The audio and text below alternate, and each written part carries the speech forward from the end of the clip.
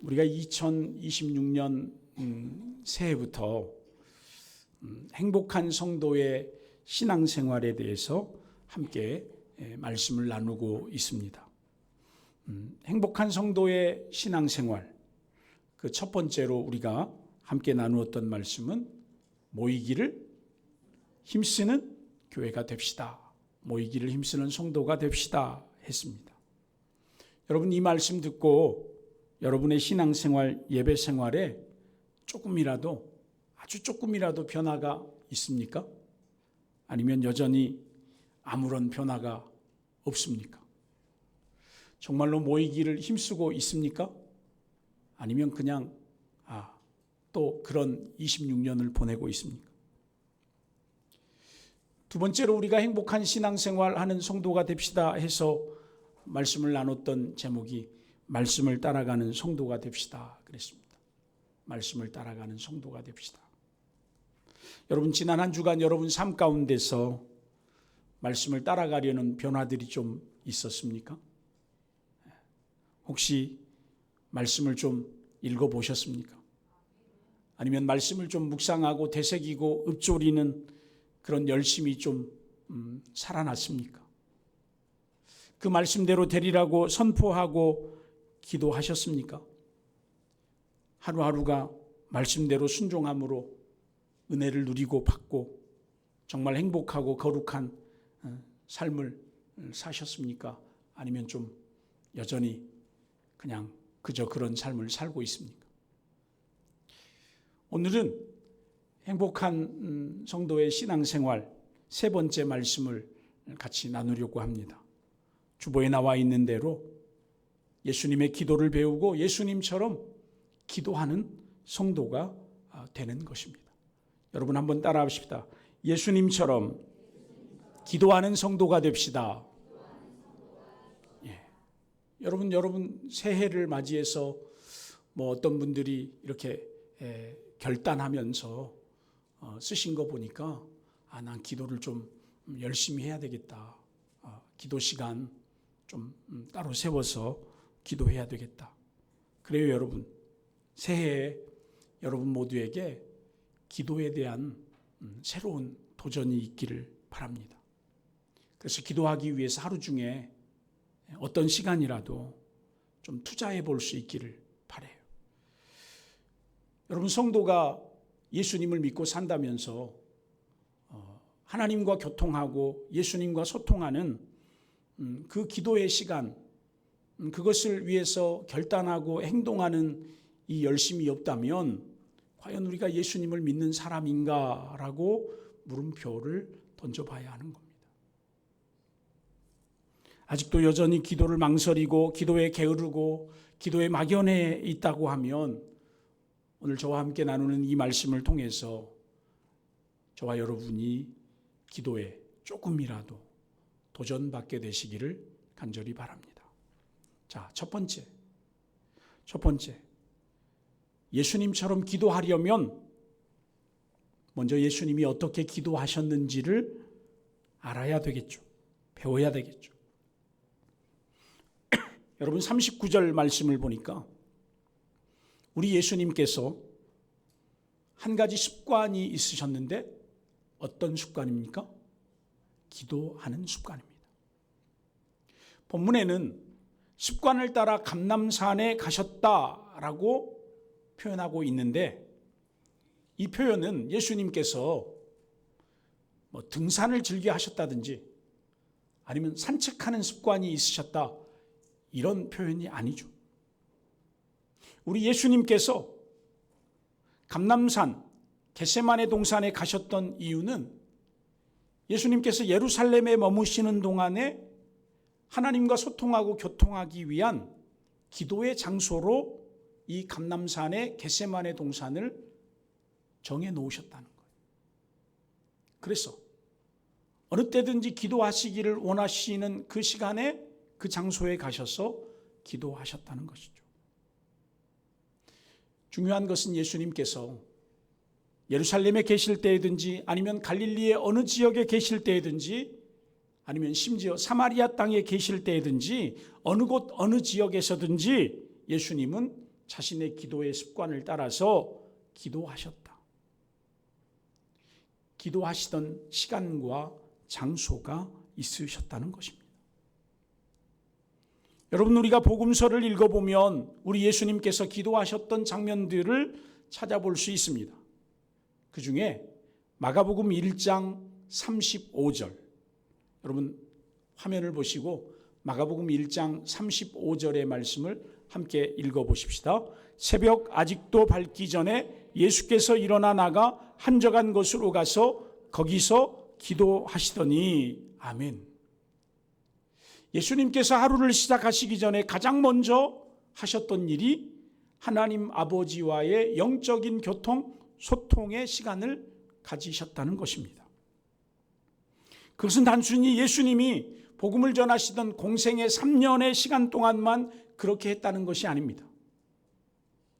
예수님께서 공생애를 시작하시기 전에 고향 나사렛에서 어린 시절을 보냈습니다. 청년 시절을 보냈습니다. 그럴 때 그 고향 나사렛에서 지내던 시간들 속에도 예수님은 변함없이 기도하던 습관, 기도하던 장소가 있으셨을 겁니다.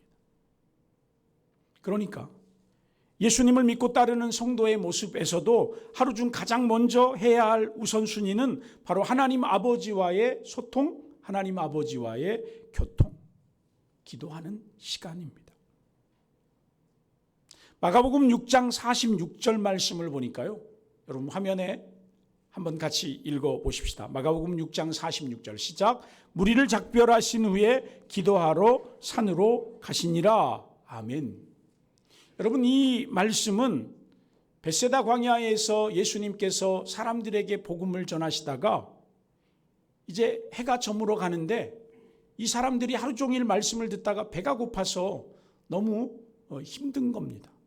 그래서 오병이어의 기적으로 그 많은 사람들의 배를 배부르게 하신 다음에 그들을 다 집으로 돌려보내셨습니다. 그리고 제자들까지도 배를 태워서 건너편 마을로 보내셨습니다. 그리고 이제 하루의 사역이 다 마쳐진 다음에 예수님께서 산으로 올라가셔서, 무슨 산인지는 모르지만 산으로 올라가셔서 조용히 기도하셨던 장면을 기록하고 있습니다. 여러분, 예수님께서 하루를 시작하시기 전에 기도하셨고 하루의 일과를 마치신 다음에 기도하셨다면 예수님을 믿고 따르는 저와 여러분, 성도라고 하는 저와 여러분의 삶도 하루 일과를 마치고 조용히 하나님 앞에 엎드려서 하루를 돌아보며 감사의 기도를 드림이 마땅할 것입니다. 뿐만 아니죠. 우리 예수님은 인생의 중요한 문제들, 중요한 상황들 앞에서 언제나 기도하셨습니다. 우리가 잘 아는 요한복음 11장에 죽은 나사로가 살아납니다. 예수님께서 죽은 나사로의 무덤을 방문하셨어요. 그리고는 그 앞에서 나사로를 살리시기 위해서 누구에게 기도하셨습니까? 하나님 아버지께 간절히 기도하셨던 장면이 요한복음 11장 41절 42절에 나옵니다. 그리고 오늘 우리가 읽었던 본문 속의 장면은 예수님께서 십자가 사건을 앞두고 겟세마네 동산에서 엎드려 간절히 기도하셨던 바로 그 사건, 그 내용입니다.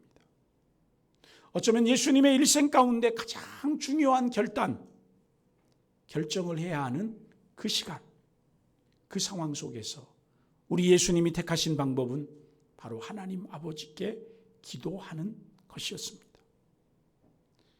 자신의 뜻을 들어달라고, 자신의 목숨을 건질 방법을 알려달라고 기도하셨던 것이 아닙니다. 그저 하나님 아버지의 뜻대로 당당히 십자가를 지고 대속의 제물이 되기를 원합니다라는 그 결단, 그 하나님 아버지의 결정에 순종하게 해달라고 하는 기도를 드리고 있는 겁니다. 사랑하는 성도 여러분, 저와 여러분이 정말로 26년의 정말 행복한 신앙생활 한번 하고 싶다. 거룩한 신앙생활 한번 하고 싶다. 그러면 우리는 예수님처럼 기도해야 합니다. 예수님의 기도를 배워야 합니다. 하루를 시작하기 전에 여러분이 있는 장소가 어디이든지 그곳에서 기도하셔야 합니다. 하루의 사역을 다 마치고 여러분이 어느 곳에 있든지 그곳에서 예수님께 기도하셔야 합니다.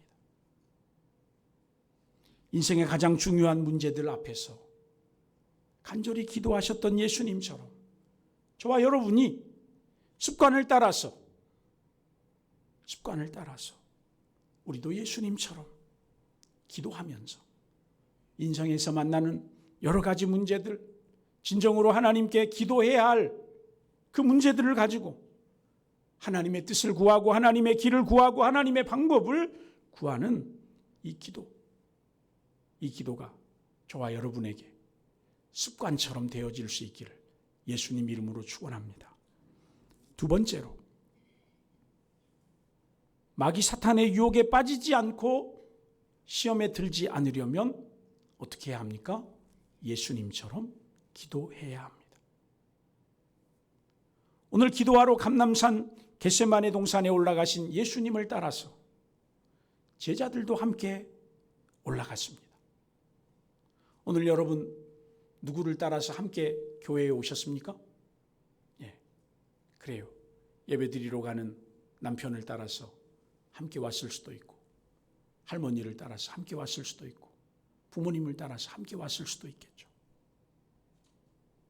여러분, 제자들과 함께 겟세마네 동산에 올라가셨던 예수님께서 이제 제자들에게 말씀하십니다. 나는 저기쯤 가서 기도할 테니까 너희들도 적당히 서로의 거리를 유지하고 함께 기도했으면 좋겠다, 이렇게 말씀하세요.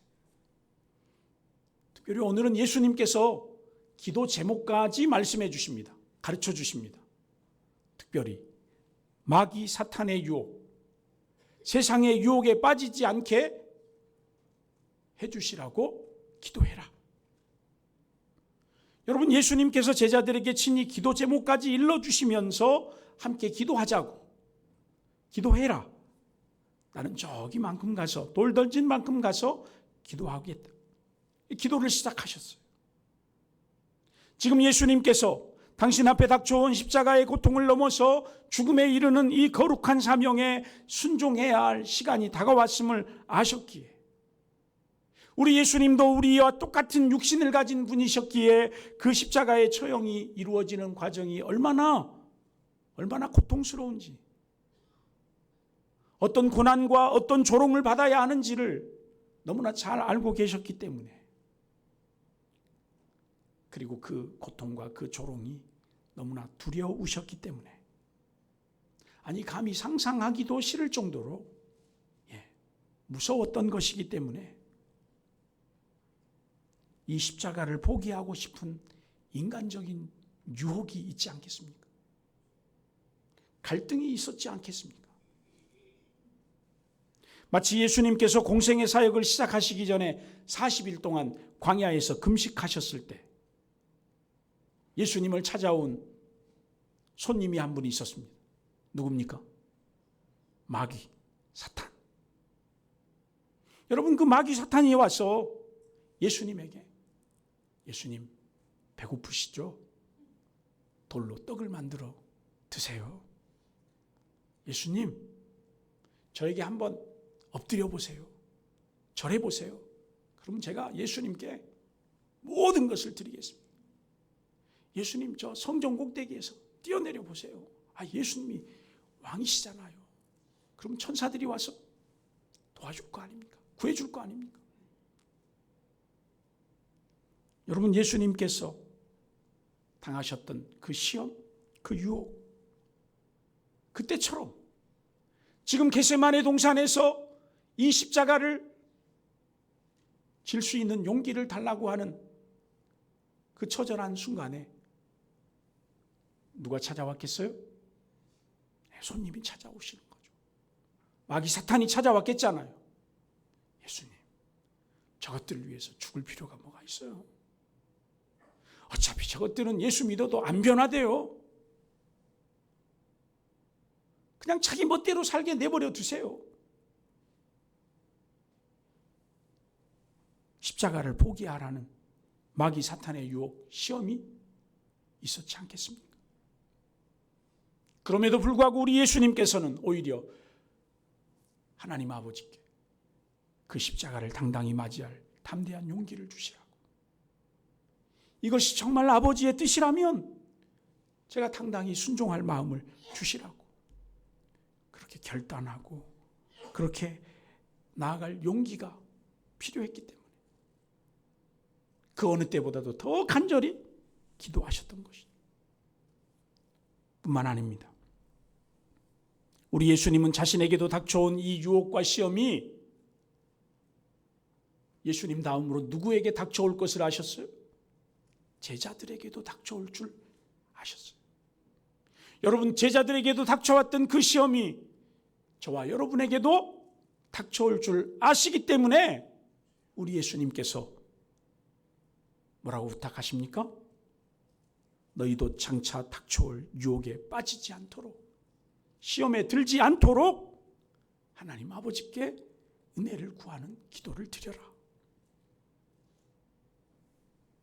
그런데 여러분, 제자들이 그 말을 귀담아 들었겠습니까?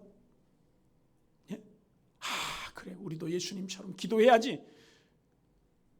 여러분, 저를 통해서 여러분에게 전달해 주시는 그 말씀을 여러분 귀담아 들었습니까? 귀담아 듣고 계십니까? 삶이 변화되고 있습니까? 여러분, 제자들은 어떻게 했습니까? 예수님 그렇게 간절히 기도하시던 그 밤에도 제자들은 자고 있었습니다. 예수님 말씀을 허투루 들었다는 겁니다. 저도 가끔 허투루 듣습니다. 아내의 말도 허투루 듣고 아이들의 말도 허투루 듣고 심지어 여러분의 말도 허투루 들을 때가.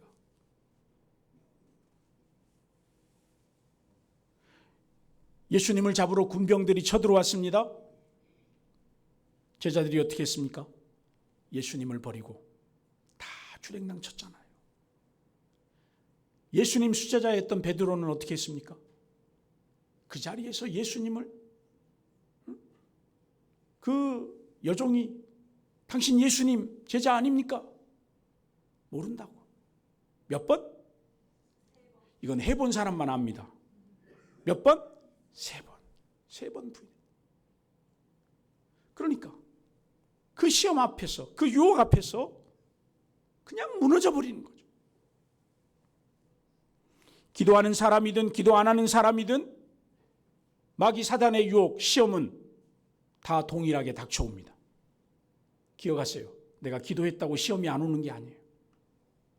내가 주일 성수했다고 질병이 안 오는 게 아니라고요. 유혹과 시험이 모두에게 와요. 그러나 그 유혹과 시험을, 그 질병을 이기느냐, 승리하느냐, 패배하느냐는 전혀 달라요. 누구에게 달라요?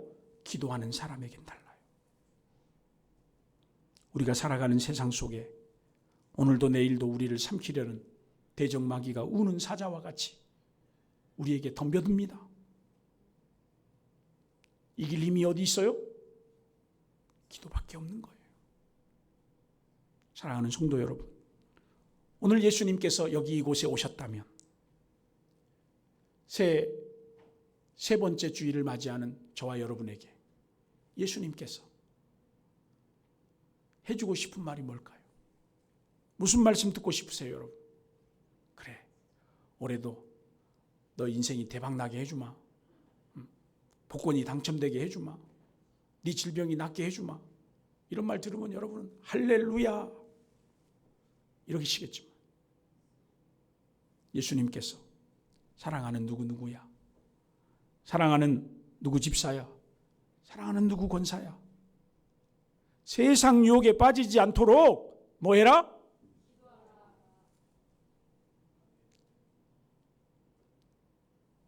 잠자고 있는 그 자리에서 뭐 하라?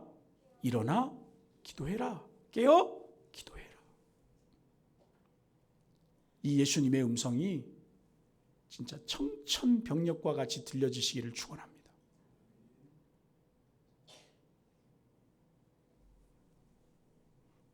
내일 아침에 이 음성을 들어도 이 음성이 들려도 그냥 막 이불을 뒤집어 쓰고 그냥 더 막 못 들은 것처럼 반응하실 분도 있겠지만 들으시기를 축원합니다. 마지막으로 세 번째, 예수님처럼 기도하는 성도가 되려면 예수님처럼 힘쓰고 애써 더욱 간절히 기도하셔야 합니다. 따라합시다. 예수님처럼 힘쓰고 애쓰고 더욱 간절히 기도하자. 여러분, 예수님의 심정, 예수님의 그 기도하셨던 마음의 자세, 그게 좀 느껴지시기를 바랍니다. 겟세마네 동산에서 우리 예수님께서 자신 앞에 닥친 십자가의 사건을 가지고 얼마나 간절히 기도하셨는지는 여러분이 더 잘 아시잖아요. 오늘 본문 주님께서 얼마나 간절히 기도하셨는지 41절 같이 한번 읽어봅시다. 41절 시작. 그들을 떠나 돌 던질 만큼 가서 무릎을 꿇고 기도하셨다. 뭐 하셨다고요? 무릎을 꿇고 기도하셨다는 거예요. 무릎을 꿇고. 마태는 이 장면을 조금 더 상세하게 기록했는데 마태복음 26장 39절 말씀 화면을 통해서 우리가 함께 읽어보십시다. 마태복음 26장 39절 시작. 조금 나아가서 얼굴을 땅에 대시고 엎드려 기도하여 이르시되 내 아버지여 만일 할만하시거든 이 잔을 내게서 지나가게 하옵소서. 그러나 나의 원대로 마시옵고 아버지의 원대로 하옵소서 하시고 아멘. 여기 보니까 예수님께서 얼굴을 땅에 대시고 엎드려 기도하셨다. 얼마나 절박하면 무릎을 꿇는 것도 부족해서 얼굴을 땅에 대시고 거의 엎드려서 44절 방금 우리가 외쳤던 표현처럼 예수께서 힘쓰고 애써 더욱 간절히 기도하시니 그 다음에 뭐라고 합니까? 땀이 땅에 떨어지는 핏방울 같이 되더라. 여러분, 이 예수님의 겟세마네 장면을 누가가 지금 기록했어요. 누가는 직업이 의사입니다. 그러기에 심히 고민하고 슬퍼하시면서 겟세마네 동산에서 기도하셨던 예수님의 모습을 마태나 마가의 기록보다 더 섬세하고 더 절박하게 표현하고 있는데요. 의학적인 연구에 의하면 예수님께서 지금 이 겟세마네 동산에서 기도하면서 흘리신 이 핏방울 같은 땀방울 있잖아요. 이게 우리 보통의 사람들에게서는 절대로 나오지 않는 핏방울 같은 땀방울입니다. 여러분 혹시 기도하시면서 핏방울이 떨어지는 경험을 해보신 적 있어요? 우리는 못해요. 여러분, 우리의 신체에서 핏방울 같은 땀방울이 떨어지려고 하면 우리가 어떻게 해야 되냐면 마치 경주마들이 질주를 하잖아요. 여러분 경주마들이 질주하는 거 보셨어요?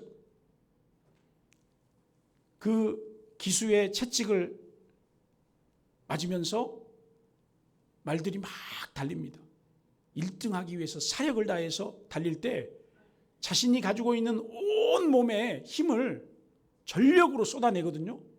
그러면 그 말들 속에 근육 안에 있는 아주 미세한 실핏줄 같은 그 핏줄들까지도 다 터지는 거예요. 그게 터져서 땀으로 나오는 게 뭐예요? 핏방울이에요. 땀방울 같은 핏방울. 그러면 저와 여러분이 예수님처럼 정말로 힘쓰고 애써서 더욱 간절히 기도해서 그 핏방울 같은 땀방울이 쏟아지려고 하면 저와 여러분이 얼마나 하나님 앞에 처절하게 기도해야 하는지를 알 수 있는 거예요. 근데 여러분 우리가 기도합니까? 내 삶에 버거운 문제들, 죽는다고 하는 질병의 문제까지도 내 앞에 선고가 됐음에도 불구하고 언제 우리가 그토록 절박하게 땀방울이 핏방울 되도록 기도해 본 적이 있냔 말이죠. 제가 예전에 부끄러운 간증이에요. 광주 베델교회에 부목사로 이력서를 내가지고 그 면접을 보게 됐어요. 담임 목사님 앉아 계시고 장로님들 쭉 앉아 계시는데 면접을 봐요. 근데 저를 좀 이렇게 관심 있게 보신 장로님께서 면접 전에 저한테 이렇게 힌트를 주시더라고요. 담임 목사님이 하루에 기도를 몇 시간 하냐고 물어보면 꼭 잊어먹지 말고 2시간 한다고 해라. 2시간. 2시간 안 해도 2시간 한다고 해라. 그래서 제가 뭐라고 대답했겠어요? 2시간 하도록 노력하겠습니다. 그랬어요. 여러분, 2시간 기도하려면 못해요. 저도 지금까지 2시간 이상 기도해 본 적이 손으로 꼽아요. 여러분, 우리가 하루에 5분 기도하기가 얼마나 어려워요. 10분 기도하기는 얼마나 어려워요. 20분 기도하기는요.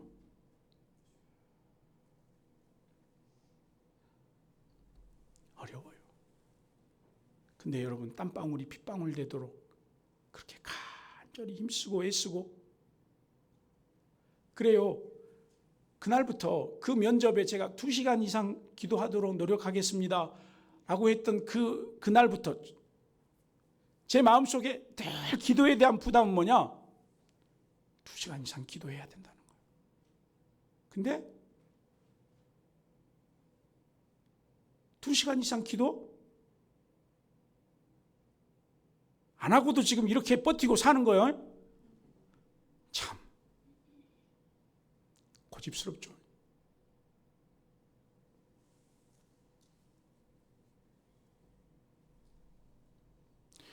여러분, 예수님께서 그렇게 절박하게 기도하시는데 그 예수님과 전혀 상관없이 여전히 자고 있는 제자들을 보면서 예수님 얼마나 억장이 무너지시겠어요.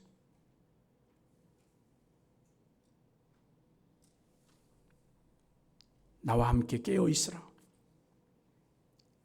매일매일 여러분의 귓전에 힘쓰고 애써 간절히 기도하시던 그 예수님의 음성이 들려지실 수 있기를 간절히 바랍니다. 제가 어느 목사님의 간증을 듣다가 참 그 이야기가 뼈를 때리더라고요. 서울의 어느 교회에 예배 시간마다 온 성도들이 주여 주여 주여 하면서 뜨겁게 부르짖는 그 기도가 간절한 교회가 있더래요. 우리 민준이나 혜든이도 막 저 나이 때 아이들도 막 교회에 오면 주여 주여 하고 막 기도한다는 거예요.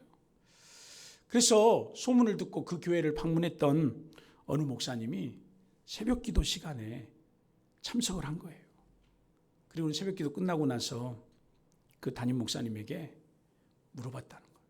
목사님, 아니 아이들이고 어른들이고 성도들이 이렇게 뜨겁게 기도하는 비법이 뭐냐 물었더니 그 교회 목사님께서 웃으시면서 하시는 말씀이 우리 교회는요 예배당 건물이 따로 없습니다. 그래요. 그러면 주일 예배, 수요일 예배, 새벽 예배 그 시간만큼 돈을 주고 공간을 빌린다는 거예요. 새벽에는 그 공간을 매일 2시간을 빌린대요. 돈을 주고 월세를 내고. 그러니까 이 예배당 공간에서 말씀 듣고 찬양하고 그리고 다 함께 기도할 수 있는 시간이 딱 2시간 안에 끝나고 이걸 다 치워줘야 되는 거예요. 의자를. 그러니까 그 목사님이 하시는 말씀. 우리는 기도할 시간이, 예배할 시간이 2시간밖에 없기 때문에 그냥 누구든지 다 절박한 마음으로 나와서 주야 주야 하고 기도하고 그리고는 그 2시간 되기 전에 다 정리하고 간다는 거. 그러니 여러분 얼마나 절박하겠습니까? 이렇게 아름답고 좋고 넓은 예배당, 기도할 수 있는 공간들이 너무 많지만 여러분 우리가 와서 어떤 방법으로 어떤 모양으로 기도한다고 누가 방해를 합니까? 누가 뭐라 합니까? 옆집에서 시끄럽다고 뭐 돌 던집니까? 아니면 흙을 뿌립니까? 아니면 누가 와서 방해합니까? 저와 여러분 하루에 5분이라도 10분이라도 20분이라도 예배당을 방문할 수 있는 사람 예배당 방문하고 아니면 여러분 있는 곳에서 장소를 가리지 말고 그곳이 차든 방 안이든 아니면 어느 곳이든 심지어 화장실이든 우리 예수님 말씀대로 깨어 기도하라. 일어나 기도하라. 우리 새롬교회가 다시 기도하는 교회로 거듭날 수 있기를 간절히 바랍니다. 함께 찬송 부르십시다.